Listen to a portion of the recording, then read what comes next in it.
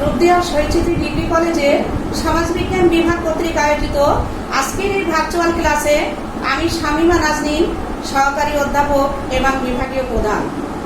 আমার এই ভার্চুয়াল ক্লাসে তোমরা যে যেখানে সংযুক্ত আছো না কেন, সকলকে জানাই আমি আমার আন্তরিক শুভেচ্ছা এবং অভিনন্দন।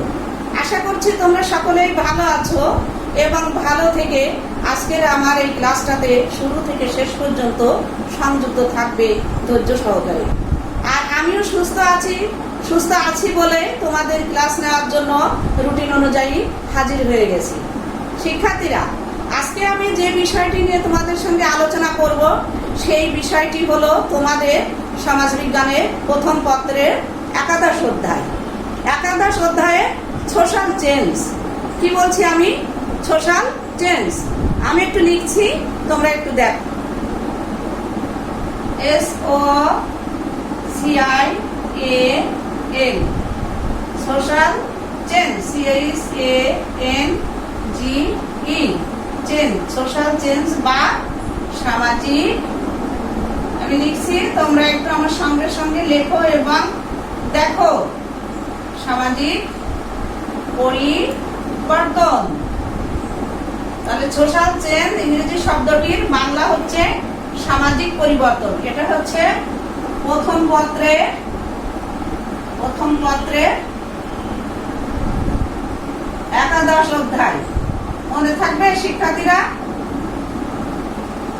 একাদশ অধ্যায়। তো এই সমাজ সতত পরিবর্তনশীল। এই সমাজ কখনো স্থির অবিচল ভাবে থাকে না। বিভিন্ন পর্যায়ে বিভিন্নভাবে এটা আমরা দেখে থাকি যে সমাজ পরিবর্তনশীল, সমাজের পরিবর্তন হচ্ছে।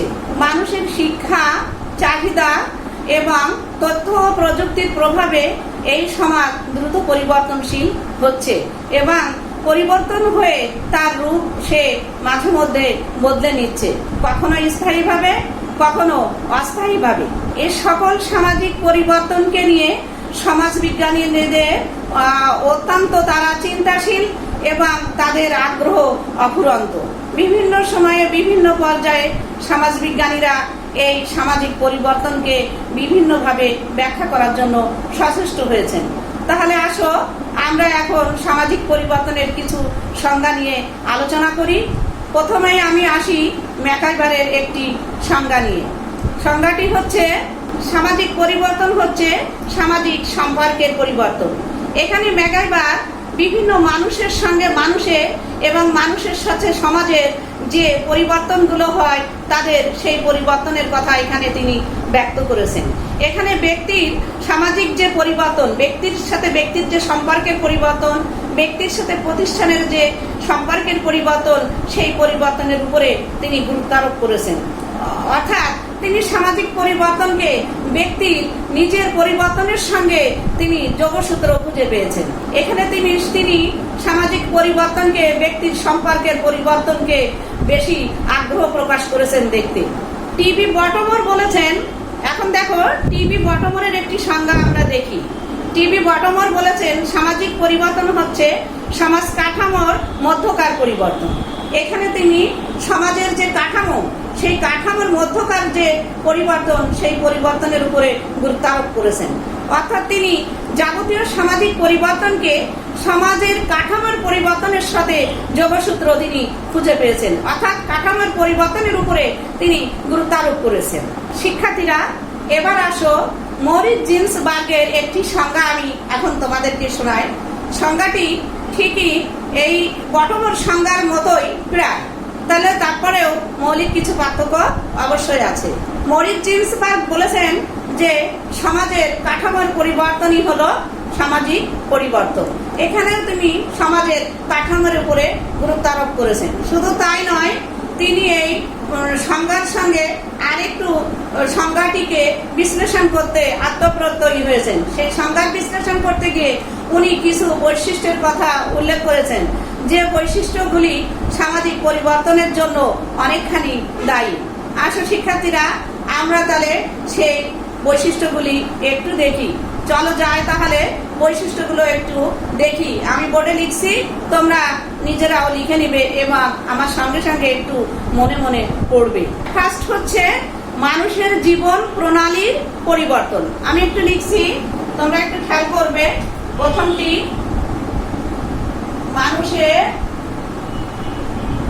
মানুষের জীবন প্রণালীর পরিবর্তন।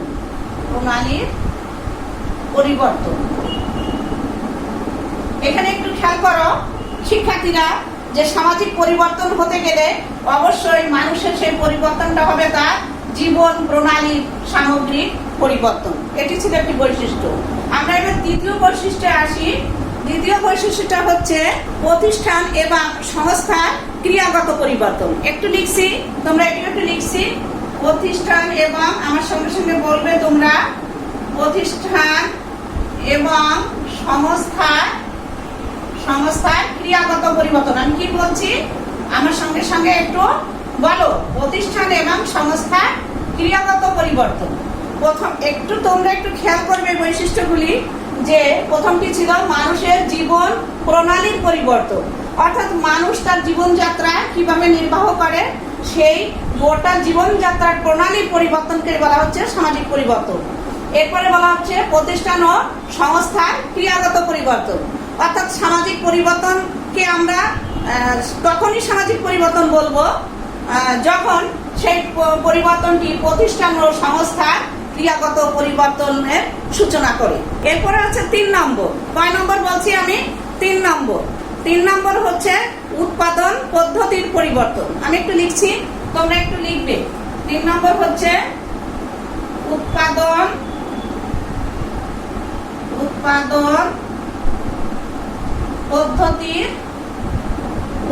পদ্ধতির পরিবর্তন, অর্থাৎ একটি সমাজের পরিবর্তনকে আমরা তখনই সামাজিক পরিবর্তন বলবো যখন পরিবর্তনটি গোটা সমাজ ব্যবস্থার উৎপাদনের পরিবর্তনে রূপরেখা বদলে দেয়। অর্থাৎ উৎপাদন আগে যেভাবে হচ্ছিল সেভাবে কিছুটা থাকলেও কিন্তু মূল যে পদ্ধতি, সেই পদ্ধতির পরিবর্তন অবশ্যই আসবে।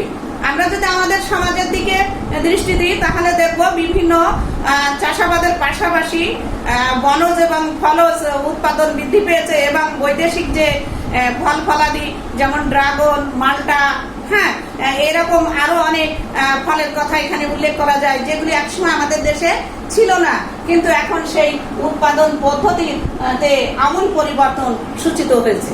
এবার আসো 4 নম্বরে। 4 নম্বর হলো সামাজিক সম্পর্কের পরিবর্তন। আমি কি বলছি? সামাজিক সম্পর্কের পরিবর্তন। একটু লিখছি, তোমরা আমার সঙ্গে সঙ্গে একটু লিখে নেবে। সামাজিক সম্পর্কের পরিবর্তন, অর্থাৎ আমরা যদি সমাজের দিকে দৃষ্টি দিই তাহলে দেখব সমাজের সাথে ব্যক্তির সাথে সমাজের, ব্যক্তির সাথে গোষ্ঠীর এবং ব্যক্তির সাথে ব্যক্তির যে সামাজিক সম্পর্কটি ছিল, টোটাল সম্পর্কটা কিছুটা হলেও সে তার সম্পর্কের রদবদল হয়েছে। এটিকে বলা হচ্ছে সামাজিক সম্পর্কের পরিবর্তন। এবার তাহলে আসো 5 নাম্বার। এই 5 নম্বরটি আমি বলবো, তোমরা একটু শুনবে, তারপরে আমি লিখবো, তোমরা আমার সাথে সাথে একটু লিখবে। ঠিক আছে তো? আসো তাহলে 5 নম্বর কি একটু আলোচনা করি। 5 নম্বরটি হচ্ছে মূল্যবোধের পরিবর্তন। আমি কি বলছি? মূল্যবোধের পরিবর্তন। আমি একটু লিখছি, আমার সঙ্গে সঙ্গে তোমরাও লিখবে। 5 নম্বরটি ছিল মূল্যবোধের পরিবর্তন। তোমরা একটু লিখে নাও। হ্যাঁ, মূল্যবোধের পরিবর্তন, অর্থাৎ সমাজ, এখানে বিশ্লেষণটা এমন আসে যে সমাজ ব্যবস্থাবলীর ভিতরে যে ধরনের প্রথা, লোকাচার, লোকরীতি, আদব কায়দা, শিষ্টাচার, ন্যায়পরায়ণতা, অর্থাৎ সেই মূল্যবোধের যে দৃষ্টিভঙ্গিগুলো, সেগুলো যেমনটি ছিল ঠিক তেমনটি এখন আর আগের মতো ওইভাবে নাই।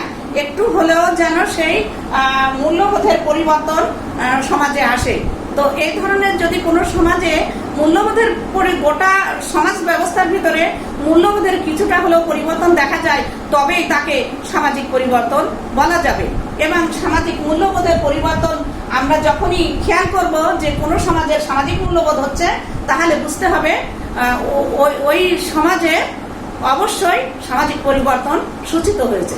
শুধু তাই নয়, শিক্ষার্থীরা এখানে যদি সেই আমরা বৈশিষ্ট্যগুলো একটু ভাঙি, তো প্রথমে যেটা এখানে দেখাচ্ছি যে মানুষের জীবন প্রণালীর পরিবর্তন, অর্থাৎ সামাজিক পরিবর্তন সূচিত হতে গেলে প্রথমে দেখতে হবে সেই জীবনযাত্রার প্রণালীর পরিবর্তন সূচিত হচ্ছে কিনা।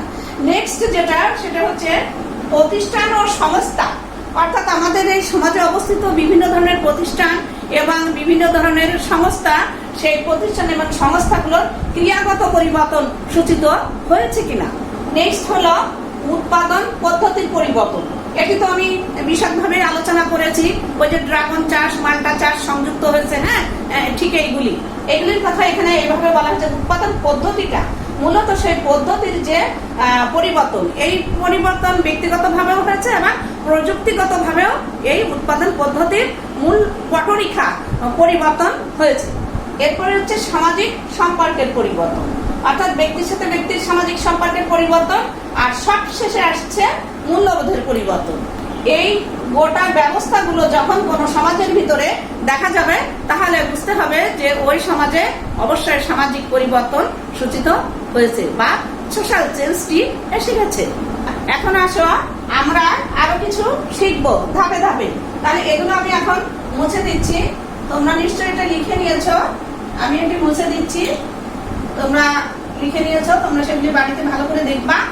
এখন দেখো, সামাজিক পরিবর্তনে আরো কিছু প্রধান প্রধান বৈশিষ্ট্য আছে। হ্যাঁ, সে বৈশিষ্ট্যগুলি বিভিন্ন ধরনের সমাজবিজ্ঞানীদের সংজ্ঞাগুলো পর্যালোচনা করে যে বৈশিষ্ট্যগুলি পাওয়া যায়, সেই বৈশিষ্ট্যগুলো এখানে আমি তুলে ধরছি। সেই বৈশিষ্ট্যের ভিতরে একদম প্রথমে আসছে হলো বৈচিত্র্যময়তা বা বৈচিত্র্যময়। এক নম্বর হচ্ছে বৈচিত্র্যময়। আমার সঙ্গে সঙ্গে একটু তোমরা লিখবে এটি বৈচিত্র্যময়, অর্থাৎ কোন সমাজের যখন সামাজিক পরিবর্তন হবে তখন সেই পরিবর্তনের মধ্যে থাকবে বৈচিত্র্যময়তা, অর্থাৎ পরিবর্তনটা হবে বৈচিত্র্যময়। মানে কখনো এটা উন্নয়ন সূচক, কখনো অনুন্নয়ন সূচক, আবার কখনো এটা ধীরগতি সম্পন্ন, কখনো এটা তড়িৎ গতি সম্পন্ন, কখনো এটা স্থায়ী অপেক্ষাকৃত, কখনো এটা অপেক্ষাকৃত ক্ষণস্থায়ী। তো শিক্ষার্থীরা, এটি ছিল হচ্ছে সামাজিক পরিবর্তনের বৈচিত্র্যময়তা। এখন আসো দ্বিতীয় বৈশিষ্ট্যে। আমি বলছি, তোমরা একটু লিখে নাও কোন বৈশিষ্ট্য আসছি। দ্বিতীয় বৈশিষ্ট্যে আমি লিখছি, তোমরা একটু আমার সঙ্গে সঙ্গে লিখে নিবে। নেক্সট হচ্ছে এটা গতি সম্পন্ন। আমি লিখছি, তোমরা আমার সঙ্গে সঙ্গে একটু লেখো গতি সম্পন্ন। আমি কি বলছি? গতি সম্পন্ন,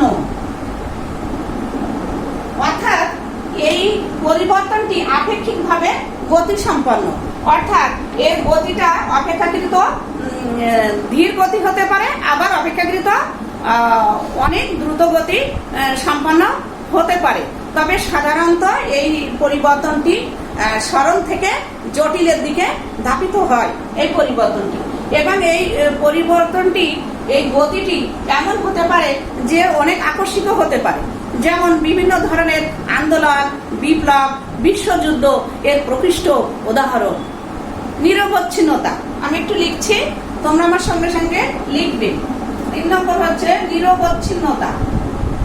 নিরবচ্ছিন্নতা, অর্থাৎ একটি সমাজ ব্যবস্থায় স্থির পরিবর্তন আসুক আর দ্রুতগতি সম্পন্ন পরিবর্তন আসুক, এবং পরিবর্তনটা বৈচিত্র্যময়ে ভরা থাকুক আর নাই থাকুক, যে পরিবর্তনই আসুক না কেন, সেই পরিবর্তনের রূপরেখা সমাজকে নিরবচ্ছিন্ন রাখে। অর্থাৎ সমাজ তার সমাজের যে ব্যক্তিগত স্বাতন্ত্র্যবোধ, তার সেই স্বাতন্ত্র্যবোধটাকে সে টিকিয়ে রাখতে সক্ষম হয়। প্রত্যেক সমাজেরই একটি নিজস্ব ধারাবাহিকতা থাকে। সেই যত পরিবর্তনই আসুক না কেন, সে তার স্বকীয়তা, নিজস্ব সেই ধারাবাহিকতা বজায় রাখতে অবশ্যই সক্ষম হয়। শিক্ষার্থীরা, এবার আসছে 4 নম্বর। 4 নম্বরে হচ্ছে এই সামাজিক পরিবর্তনটা ব্যক্তিগত নয়, সামগ্রিক। আমি একটু লিখছি, তোমরা আমার সঙ্গে সঙ্গে লিখবা। 4 নম্বর হচ্ছে ব্যক্তিগত নয়, ব্যক্তিগত নয়, সামগ্রিক। আমার সঙ্গে সঙ্গে এটি লিখবে এবং বোঝার চেষ্টা করবে। অর্থাৎ সমাজের যে পরিবর্তনটা সূচিত হয়, সেই পরিবর্তনটি কোনো ব্যক্তি বিশেষের পরিবর্তন নয়, কোনো ব্যক্তি বিশেষের বিশেষ পরিবর্তন নয়। যেমন এক ব্যক্তি তার টিনের ঘর ছিল, টিনের চালার ঘর ছিল, কিংবা খড় বা গোলপাতার চালার ঘর ছিল, সে সেটা ভেঙে অট্টালিকা তৈরি করলো। এই ধরনের ব্যক্তিগত পরিবর্তনকে সামাজিক পরিবর্তন বলা যাবে না, বরং সামাজিক পরিবর্তন সেই পরিবর্তনকেই নির্দেশ করে যে পরিবর্তনটা গোটা সমাজ ব্যবস্থা, গোটা সমাজের অবস্থিত ব্যক্তি এবং ব্যক্তিবর্গের সামগ্রিক পরিবর্তন সূচিত করে। সেই পরিবর্তনকেই বলা হচ্ছে সামাজিক পরিবর্তন। উদাহরণ হিসেবে বলা যায়, আমাদের হাতের কাছে এর উদাহরণটা মেলে। আমাদের এই কলেজের পাশে তোমরা দেখবা গোল্ডেন আকিস শু কোম্পানি, তাই না? এটি অবশ্যই একটি ব্যক্তিগত প্রতিষ্ঠান, বা এটাকে ব্যক্তিগত পরিবর্তন বলা যাবে না। কারণ যদিও এটা ব্যক্তিগত একটি প্রতিষ্ঠানের পরিবর্তন, সে একটি নতুন প্রতিষ্ঠান সংযুক্ত করেছে, কিন্তু এই প্রতিষ্ঠানকে কেন্দ্র করে অত্র অঞ্চলে অনেক মহিলা, শ্রমজীবী এবং কর্মজীবী অনেক মহিলা এবং পুরুষের সেখানে কাজের সক্ষমতা হয়েছে এবং আয়ের সক্ষমতা তারা অর্জন করেছে। অর্থাৎ সেখান গিয়ে তারা উপার্জনের ব্যবস্থা করে নিচ্ছে এবং সেখানকার সুন্দর পরিবেশ তৈরি করে আশেপাশের মানুষদেরকেও অনেক সুন্দর পরিবেশের মধ্যে রাখার তারা ব্যবস্থা করছে। আকিজের এই গোল্ডেন আকিজ শু কোম্পানি, এটি তার ব্যক্তিগত, শুধু ব্যক্তিগত হিসেবে সেটি আবদ্ধ হয়ে নয়, বরং গোটা সমাজ ব্যবস্থার বলির ভিতরে সামগ্রিকভাবে গোটা সমাজের একটি ইতিবাচক পরিবর্তন সূচনা করেছে। এই পরিবর্তনকে আমরা সামাজিক পরিবর্তন বলবো, কারণ এটি শুধুমাত্র ব্যক্তিগত পরিবর্তন নয়, বরং গোটা সমাজ ব্যবস্থা সামগ্রিক পরিবর্তন। সামাজিক পরিবর্তনটি স্বাভাবিক। আমি এটি লিখছি যে স্বতঃস্ফূর্ত এবং স্বাভাবিক। আমি একটু লিখি, তোমরা আমার সঙ্গে সঙ্গে একটু লিখবে। 5 নম্বর কি? সামাজিক পরিবর্তনটি, শিক্ষার্থীরা একটু খেয়াল করো, সামাজিক পরিবর্তনটি কি হবে? এটি স্বাভাবিক। এই পরিবর্তনটি অবশ্যই স্বাভাবিক। এই কথাটির ব্যাখ্যা এমন যে এই পরিবর্তনটি স্বতঃস্ফূর্তভাবে, স্বাভাবিকভাবেই সমাজের ভিতরে এই পরিবর্তনটি সূচিত হতে হবে। অর্থাৎ প্রেশারাইজড করে এই পরিবর্তন আনয়ন করা সম্ভব নয়। এই পরিবর্তন, এই স্বাভাবিক নিয়মে যে পরিবর্তনটি হয়, সেই পরিবর্তন সাধারণত দুটি ভাবে হয়। কয়টি ভাগে বলছি? দুটি ভাগে। একটি ভাগ হলো ব্যক্তিগতভাবে, আরেকটি হচ্ছে আকস্মিকভাবে, প্রাকৃতিক নিয়মে। ব্যক্তিগতটা কি? বিভিন্ন ধরনের প্রযুক্তির ব্যবহার, বিভিন্ন ধরনের শিল্প কলকারখানার উন্নয়ন, এগুলি এবং মানুষের চিন্তাধারার ফসল, চিন্তা দিয়ে মানুষ যেগুলো তৈরি করে, ইতিবাচক পরিবর্তন করায়, সেটিকে বলা হচ্ছে। সেটিও অবশ্যই স্বাভাবিক। আর দ্বিতীয়টি যেটি, সেটাও স্বাভাবিক কিন্তু প্রাকৃতিক। স্বাভাবিক ব্যক্তিগত আর স্বাভাবিক প্রাকৃতিক। স্বাভাবিক প্রাকৃতিকটা কেমন? যে প্রাকৃতিকভাবে যে পরিবর্তনগুলো হয়, অর্থাৎ প্রকৃতি আমাদেরকে স্বতঃস্ফূর্তভাবে যে পরিবর্তনের সূচনা করে, এই পরিবর্তনও কখনো ইতিবাচক পরিবর্তন আসে, কখনো নেতিবাচক পরিবর্তন হয়। যেমন ইতিবাচক পরিবর্তনের ভিতরে প্রয়োজনের মতো বৃষ্টি এবং প্রয়োজনীয় জলবায়ু এবং আবহাওয়া। আর নেতিবাচক পরিবর্তন হলো জলোচ্ছ্বাস, খরা, মহামারী, দুর্ভিক্ষ, অনাবৃষ্টি, অতিবৃষ্টি ইত্যাদি। 6 নম্বর বৈশিষ্ট্যটি হচ্ছে এটি সার্বজনীন। অর্থাৎ পরিবর্তনটি হবে, আমি একটু লিখছি, তোমরা একটু দেখো, এটি হচ্ছে সার্বজনীন। অর্থাৎ এটা সার্বজনীন, এটা সব সমাজের জন্যই প্রযোজ্য। এমন কোন সমাজ, এমন কোন জায়গা খুঁজে পাবে না কেউ, কোনো সমাজবিজ্ঞানীরাও পাবে না যে সমাজ ব্যবস্থা বা যে একটি সার্বজনীন প্রক্রিয়া। তবে দেশ ভেদে, স্থান কাল পাত্র ভেদে, সমাজ ভেদে এর গতি অর্থাৎ সামাজিক পরিবর্তনের গতি এবং মাত্রায় তারতম্য ঘটে। অর্থাৎ কোনো সমাজে ধীর গতিতে পরিবর্তন আসে, কোনো সমাজে আকস্মিকভাবে এটি পরিবর্তিত রূপ লাভ করে নেয়। আমরা এতক্ষণ জানলাম যে সামাজিক পরিবর্তনের কি কি বৈশিষ্ট্য আছে, তাই নয় কি? এখন আসো আমরা সামাজিক পরিবর্তনের কারণগুলো একটু দেখব। তাহলে আসো আমরা কারণগুলি দেখি। তো তার আগে আমি আমার বোর্ড থেকে এগুলো মুছে দিচ্ছি। আশা করি তোমাদের এগুলো লেখা হয়ে গেছে, হ্যাঁ, সবাই লিখে নিয়েছো এবং অনেক সুন্দর করে নিশ্চয়ই বুঝতে পেরেছো। তাহলে আসো এখন সামাজিক পরিবর্তনের কারণগুলো আমরা একটু দেখব। আমি এখানে লিখছি, তোমরা একটু সুন্দর করে লিখে নাও। সামাজিক পরিবর্তনের কারণ সমূহ।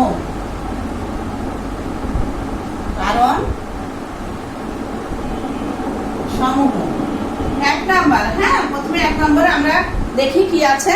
এক নম্বরে আছে যে এটি হলো জৈবিক পরিবর্তন। আমি লিখি প্রথমে কি কি পরিবর্তন হয়।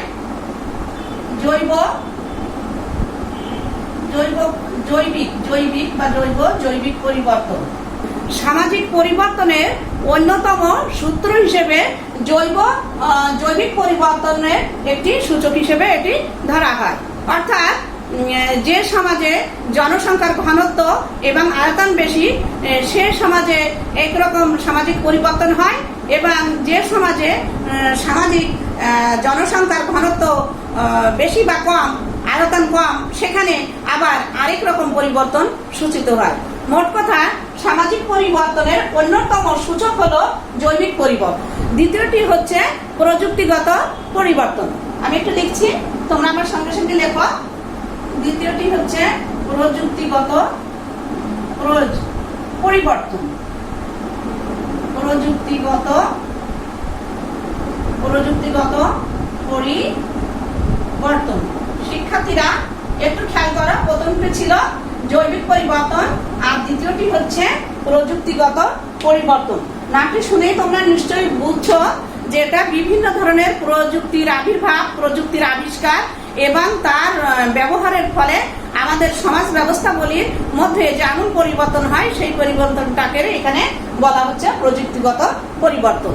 অর্থাৎ বিভিন্ন প্রযুক্তিগত আবিষ্কারের ফলে সেই সমস্ত ভৌত সুবিধাদি মানুষ যখন পাওয়ার পরে তার জীবনযাত্রার মান উন্নয়ন হয়, তার মূল্যবোধ, বিশ্বাস, আচার আচরণ, তার সংস্কৃতি, তার প্রথা, তার লোকাচার, তার লোকরীতি, তার গোটা সংস্কৃতিটাই যেন বদলে অন্য রূপ নেয়, এক রূপ থেকে অন্য রূপে নেয়। এটা হচ্ছে প্রযুক্তিগত পরিবর্তন।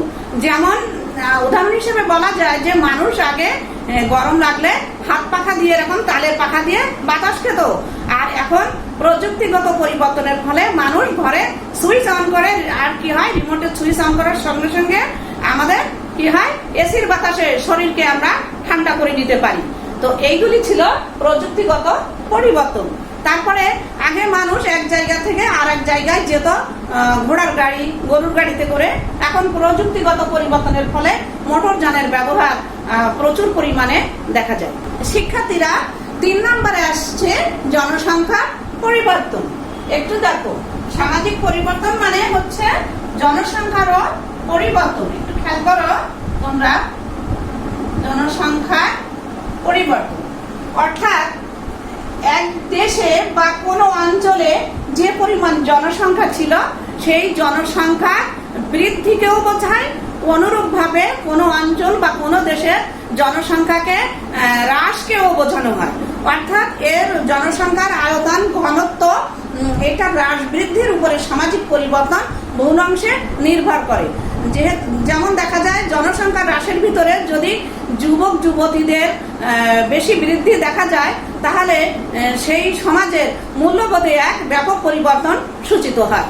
শিক্ষার্থীরা এরপরে আসছে প্রাকৃতিক পরিবেশ। আমি একটু লিখছি প্রাকৃতিক পরিবেশ বা প্রাকৃতিক পরিবর্তন। একটু খেয়াল করো, প্রাকৃতিক পরিবেশ বা প্রাকৃতিক পরিবর্তন। আমরা যদি আমাদের প্রকৃতির দিকে তাকাই তাহলে দেখবো আমাদের চারপাশে অনেক জিনিস আছে, যেমন অনেক জড় বস্তু আছে তেমনি অনেক জীবন্ত জিনিসও আছে।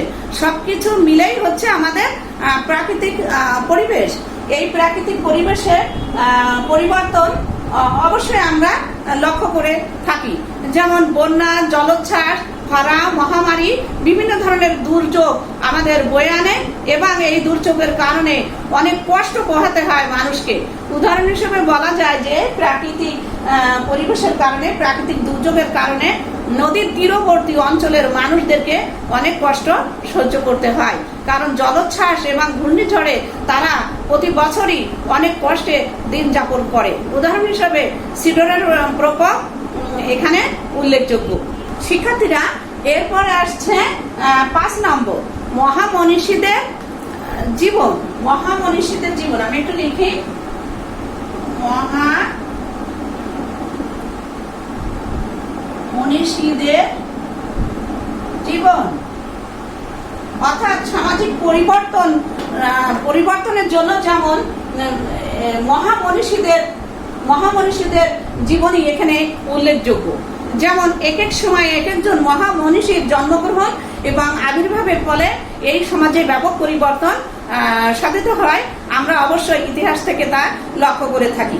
যেমন হযরত মুহাম্মদ সাল্লাল্লাহু আলাইহি সাল্লামের জন্ম এবং তার জীবন এবং তার চরিত্র বিশ্লেষণ করলে আমরা দেখতে পাই যে তার আবির্ভাবে কি হয়েছিল। তদানীন্তন সময়ে যে মানুষগুলো অত্যন্ত অনাচারে ছিল তাদের চরিত্রের বদল আমরা তার ধর্মীয় প্রভাবের কারণে দেখতে পাই।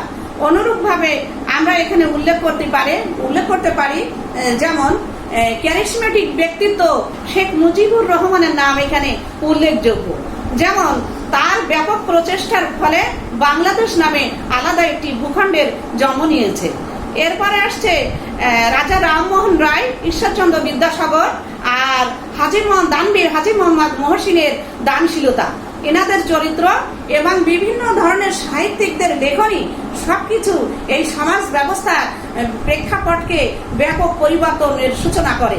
যেমন মানুষের অন্তরে লালন করা ঐতিহ্য এবং অন্তরে লালিত কিছু স্বপ্ন রূপ বদলে দেয় এবং রূপ বদলে দেয় মানুষের চরিত্রের অবকাঠামোগত। এসবই সম্ভব হয় মহামনীষীদের জীবনীর কারণে। এরপরে আসছে ধর্মীয় কারণ, আমি একটু লিখছি, তোমরা আমার সঙ্গে সঙ্গে এটি লিখে নাও। ধর্মীয় কারণ, তাহলে ধর্মীয় কারণেও সামাজিক পরিবর্তনের প্রেক্ষাপট আমরা দেখতে পাই। সেটি কেমন? আমাদের দেশে বিভিন্ন ধর্ম অবলম্বীদের বসবাস লক্ষ্য করা যায়। তো এক্ষেত্রেও যদি আমরা এই ক্ষুদ্র পরিসরে আলোচনা করি তাহলে দেখব এক এক ধর্ম অবলম্বীরা তাদের এক এক রকম ধর্মীয় উপাসনালয়ে তারা তাদের ধর্মীয় বক্তব্যগুলো সেভাবে তুলে ধরে এবং সামাজিক পরিবর্তন সূচিত হয়। এরপরে আসছে বিদেশিদের প্রভাব, আমি একটু লিখছি, তোমরা একটু আমার সঙ্গে সঙ্গে লিখবে। 7 নম্বর, বিদেশিদের প্রভাব। আমরা যদি আমাদের নিজেদের দেশের কর্মকাণ্ডগুলোকে একটু বিশ্লেষণ করি তাহলে দেখব যে আমাদের দেশে বিদেশিদের প্রভাবের যে পরিবর্তন সেটা অনস্বীকার্য। বিভিন্ন সময় বিভিন্ন বিদেশিরা আমাদের দেশে আগমন করেছে এবং তাদের যে ঐতিহ্য, তাদের যে শিক্ষা, তাদের যে ভাষা সেগুলো আমাদের সমাজে ছড়িয়ে ছিটিয়ে আছে এবং তাদের সে ভাষা, তাদের সেই সংস্কৃতি, তাদের সেই কলা কৌশল, তাদের বিভিন্ন ধরনের আবিষ্কার সবকিছু আমাদের দেশকে যেন মহিমান্বিত করে আছে। তো এই যে সমাজের বিভিন্ন পরিবর্তন, সেই বিভিন্ন পরিবর্তনের রূপরেখাটি বিদেশিদের প্রভাবের ফলেও হয়ে থাকে, এটা কিছুতেই যেন অস্বীকার করা আমাদের জো নেই। শিক্ষার্থীরা, এরপরে আমি 8 নম্বরে যাচ্ছি, সেটা হচ্ছে রাজনৈতিক কারণ। আমার সঙ্গে সঙ্গে একটু তোমরা বলবে, একটু বলো আমার সঙ্গে সঙ্গে। রাজনৈতিক কারণ। আমরা যদি আমাদের এই রাষ্ট্রের দিকে লক্ষ্য করি তাহলে আমরা দেখব বিভিন্ন ধরনের রাজনৈতিক মতাদর্শ দ্বারা বিভিন্ন সময়ে আমাদের দেশ পরিচালিত হয়। তো এই যে রাজনৈতিক প্রেক্ষাপট আর রাজনৈতিক ক্ষমতার পালা বদলের সাথে সাথে এই দেশের বিভিন্ন ধরনের আদর্শ, দর্শন, সাহিত্য এবং ইতিহাস অনেকটাই বদলে যায়। আর শুধু তাই না, উন্নয়নও বিভিন্ন রকম হয়ে থাকে এই রাজনৈতিক কারণে। আমি 9 নম্বরে যাই। 9 নম্বর হচ্ছে সাংস্কৃতিক পরিবর্তন। একটু খেয়াল করো, 9 নম্বর সাংস্কৃতিক কারণ। সাংস্কৃতিক কারণ আমরা যদি দেখি যে সাংস্কৃতিক কারণটিকে ব্যাখ্যা করলে এমন দাঁড়ায়, সংস্কৃতি আমাদের সমাজে পরিবর্তনের একটি অবিচ্ছেদ্য অঙ্গ। অর্থাৎ মানুষ থাকবে আর সংস্কৃতি থাকবে না, তা হয় না। মানুষ মানে তার লালিত স্বপ্ন, তার সংস্কৃতি, তার আচার ব্যবহারের রূপরেখা। তো সেইখানে এই বিভিন্ন ধরনের সংস্কৃতি মানুষকে বিভিন্ন ধরনের কাজ শেখায় এবং বিভিন্ন ধরনের সাংস্কৃতিক অনুষ্ঠান পরিচালনার মাধ্যমে আমাদের সমাজ পরিশুদ্ধি লাভ করে এবং বিভিন্ন ধরনের সভা সমিতি এবং মানুষ বিভিন্ন ধরনের অনুষ্ঠানের সঙ্গে সংযোগ করে নিজেকে অনেক কলা কৌশল, আচার ব্যবহার, মূল্যবোধ, বিশ্বাস এবং তাদের লোকাচারগুলো কিছুটা বদলে নেয়। আর যেটা বদলায় না সেটা সে আরো বেশি ম্যাচুরিটি দান করে। এভাবে সাংস্কৃতিক অঙ্গনের সাংস্কৃতিক কারণে সমাজ ব্যাপকভাবে পরিবর্তন সূচিত হয়। সাংস্কৃতিক পরিবর্তনের ক্ষেত্রে প্রধানমন্ত্রী শেখ হাসিনার অবদান এখানে উল্লেখ্য। যেমন আমরা আগে পয়লা বৈশাখে মনে প্রাণে ভালোবাসলেও এত সুন্দর করে উদযাপন করার সুযোগ পেতাম না, কিন্তু এখন পয়লা বৈশাখের ভাতা পাওয়াতে আমাদের সেই উৎসাহ উদ্দীপনা যেন আরো বেশি বেড়ে গিয়েছে। এবং এই পয়লা বৈশাখ যে আমাদের জীবনের একটি সংস্কৃতি, আমাদের অন্তরের লালিত স্বপ্নের একটা প্রয়াস, সেটি যেন বাস্তবায়িত করার সুযোগ আমরা পেয়েছি। তো অবশ্যই সাংস্কৃতিক কারণ সামাজিক পরিবর্তনকে সূচিত করে। আমরা এতক্ষণ যে বিষয়গুলো শিখলাম নিশ্চয় অনেক সুন্দর করে আমরা সবাই শিখেছি এবং আমি তোমাদেরকে অনেক সহজ এবং সাবলীলভাবে স্বতঃস্ফূর্তভাবে বোঝানোর চেষ্টা করেছি। আশা করছি তোমরা এর প্রতিটি বিষয় অর্থাৎ এই সামাজিক পরিবর্তনের গোটা কনসেপ্টটি অনেক সুন্দরভাবে তোমরা বুঝেছো। আর যদি কেউ এর ভিতরে কোনো কিছু একটু বুঝতে অসুবিধা হয়ে থাকে, এতটুকু যদি অসুবিধা হয়ে থাকে, তাহলে অবশ্যই সেটি তোমরা কমেন্ট বক্সে দিবে এবং আমি জানতে পারবো, আর সেটি নিয়ে তোমাদেরকে অবশ্যই আমি আলোচনা করব। তো ঠিক আছে, আমার ক্লাস মোটামুটি এখন শেষের পর্যায়ে। আমি বোর্ডটি মুছে ফেলছি এবং তোমাদের কিছু হোমওয়ার্ক দিব, তোমরা একটু খেয়াল করবে সেটি। একটু খেয়াল করবে, এতক্ষণ ধরে যা আলোচনা হয়েছে সেটি থাকবে তোমাদের হোমওয়ার্ক। হোমওয়ার্কটি ছিল এরকম, একটু খেয়াল করো। 1 নম্বরে তোমরা পড়বে, HW লিখে দিই। হ্যাঁ, HW আমরা প্রথমে কি শিখেছি? সামাজিক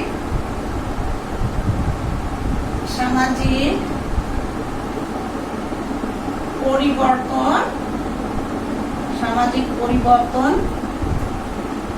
বলতে কি বুঝি? সামাজিক পরিবর্তন বলতে কি বুঝি, এটি আমরা শিখেছি, তাই না? এতক্ষণ থেকে আমরা এটা শিখেছি। তারপরে 2 কি শিখলাম আমরা? এই মর্মে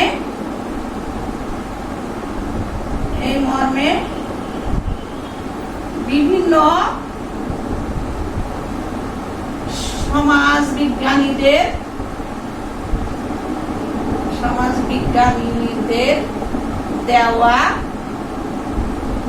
দেওয়া উদ্ধৃতি মনে থাকবে, অর্থাৎ সংজ্ঞাগুলি, এক কথায় সংজ্ঞাগুলি। 3 নম্বর সামাজিক পরিবর্তনের কিছু বৈশিষ্ট্য আমরা শিখেছিলাম, অর্থাৎ সামাজিক পরিবর্তনের বৈশিষ্ট্য। আমরা এই বৈশিষ্ট্যগুলো দেখেছি এতক্ষণ, সেই বৈশিষ্ট্যগুলো আমরা মনে রাখবো। আর 4 নম্বর আমরা দেখবো সামাজিক পরিবর্তনের কারণ। সামাজিক পরিবর্তনের কারণ, হ্যাঁ, কি কি কারণে সামাজিক পরিবর্তন হয়। তো আমরা এতক্ষণ এগুলো শিখছি, আশা করছি তোমরা এগুলো খুব সুন্দর করে বাড়িতে পড়বে এবং সামাজিক পরিবর্তন অর্থাৎ সোশ্যাল চেঞ্জ এই একাদশ অধ্যায়ের প্রথম পত্রের এই চ্যাপ্টারের এই বিষয়টি তোমরা পুরোপুরি সুন্দর করে মুখস্থ করবে এবং এখানে যতগুলি নৈর্ব্যক্তিক আছে আশা করছি নৈর্ব্যক্তিকটা তোমরা সুন্দর করে পড়বে। অক্ষরপত্র বইটা একটু ফলো করো, সেখানেও নৈর্ব্যক্তিক আছে। আর অক্ষরপত্রের পাশাপাশি তোমরা এই বইটিও দেখতে পারো, এটা অধ্যাপক ডক্টর নেহাল করিমের লেখা সমাজবিজ্ঞান প্রথম পত্র, অধ্যাপক ডক্টর নেহাল করিম। এখানেও কিছু নৈর্ব্যক্তিক আছে, এটি তোমরা দেখতে পারো।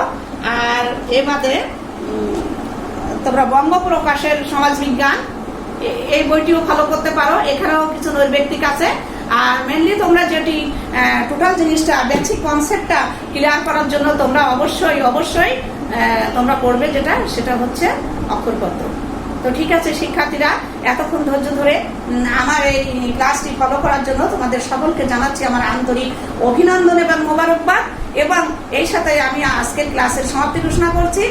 তোমরা ভালো থেকো আর দোয়া করো আমিও যেন ভালো থেকে আগামী ক্লাসে হাজির হয়ে যেতে পারি। আল্লাহ হাফেজ।